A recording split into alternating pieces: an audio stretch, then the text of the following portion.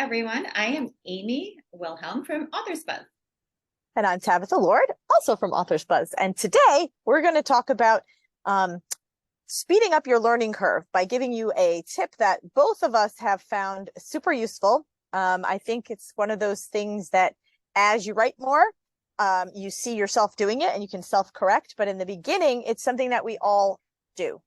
And Amy, want to put it into words what it is we all do that we're going to try to tell people not to do?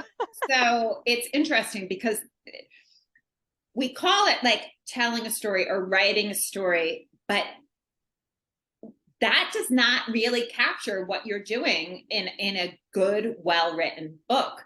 You have a reader who is creating something in their own mind. So it's really important you're laying the groundwork so that the reader's imagination can fill in. And that is really tricky for new writers. It's really tricky because a new writer wants to tell you every detail about every single thing. They went into the kitchen. They opened the cupboard. They pulled a cereal bowl down. They poured the cereal. It splashed the milk all over the, and then there's this point. And wait a minute. How do you know that? How do you know that's what they do? Well, because I read a lot of manuscripts. So I've done a lot of workshops at Worldcon. I was sat on a panel where we were accepting manuscripts for the first 10 pages or whatever. And we did a reading circle and a critique circle. It was really fun. I've been hired to go through manuscripts as an editor, developmental editing. So I've just been a good beta reader for some friends who are either getting started or later on in their career when we beta read for each other. So I've read a lot of manuscripts, and it's a thing that I notice with the new writers.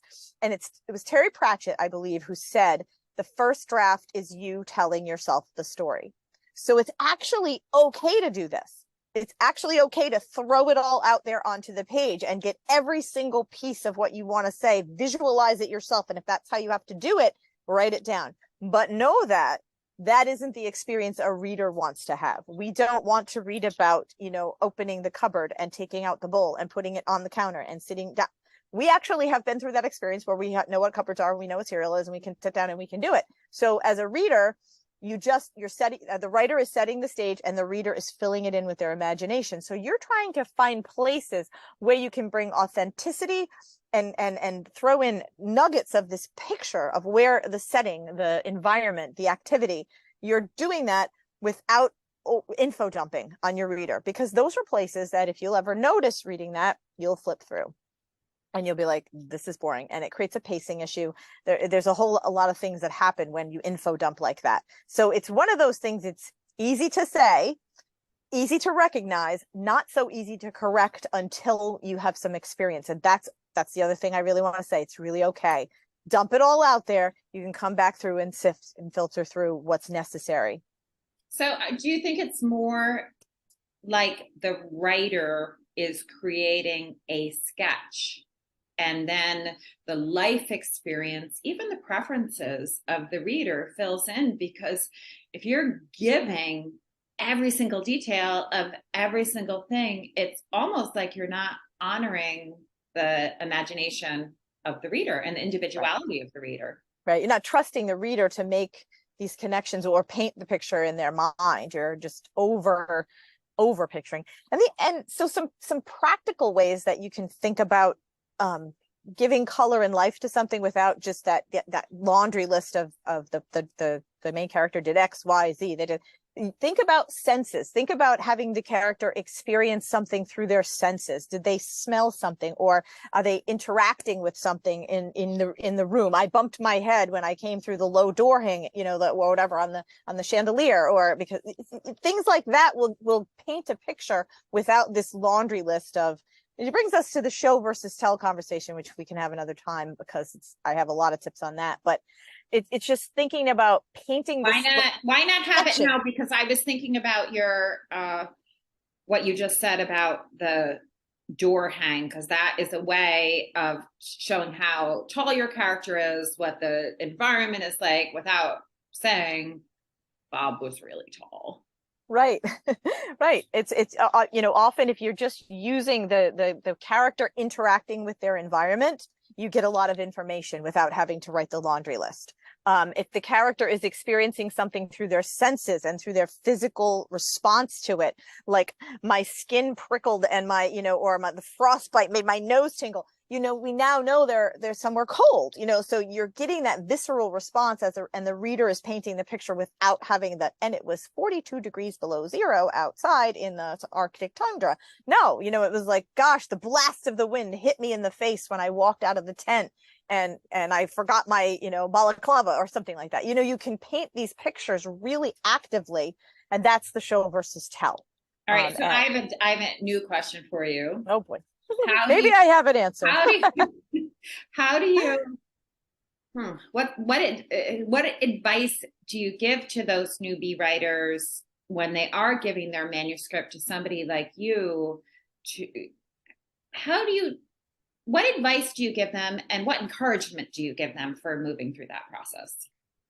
I say what I said in the very beginning. It's sometimes, especially when you're a new writer, you have to tell yourself all these details. It's you cataloging them. It's you learning your characters and learning the setting, and it's you painting the picture for yourself, right? And then when you come back in, it's almost like you want to just drop the nuggets in. But because you've painted the picture for yourself so clearly, when you do drop these nuggets in over time and build the picture, it works, because you can authentically do this. So I would say, if you have to write it, do so. It's okay.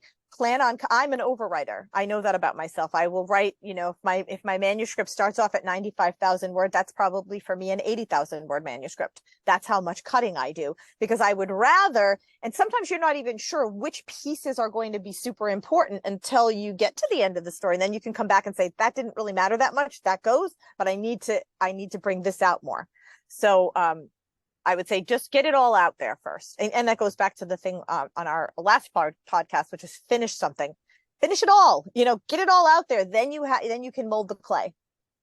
I would say from experience, it's easier to take things away than to add them back in. Although I tend to leave things out because as a reader, I love that fun of figuring it out. So that's where my beta readers can say, okay, dear heart, I am so confused. You need to give me more, which is fine too. So add, subtract, but just keep in mind that you need your readers, and they're the other half of the equation, and they are essential to us. And you will learn their response, when you give your manuscript out to beta readers, and because you're so close to it at a certain point, you don't have the right relationship to it. You're too close to know where those gaps are, or where you need to fill in more, or where you need to take away. And so when you give it out and then you get the feedback back, that's when you can make your alterations and your adjustments by understanding someone else's experience of it. And you got to listen to that, because your experience of it is from in here, that you've been living with it for probably years, right? But their experience is a fresh perspective and the reaction to it. So you need your readers, you need them early on, and then you want to give your ultimate readers, the ones who may be paying for the experience of reading your book or whatever, you want to give them the best reading experience.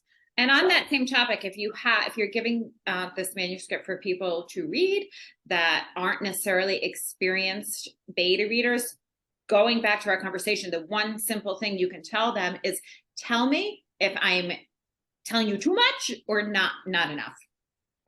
That's I have a whole list for beta readers. Again, topic for another day. But all right. But yeah, that's a good one. For joining us today. Thank you, everyone.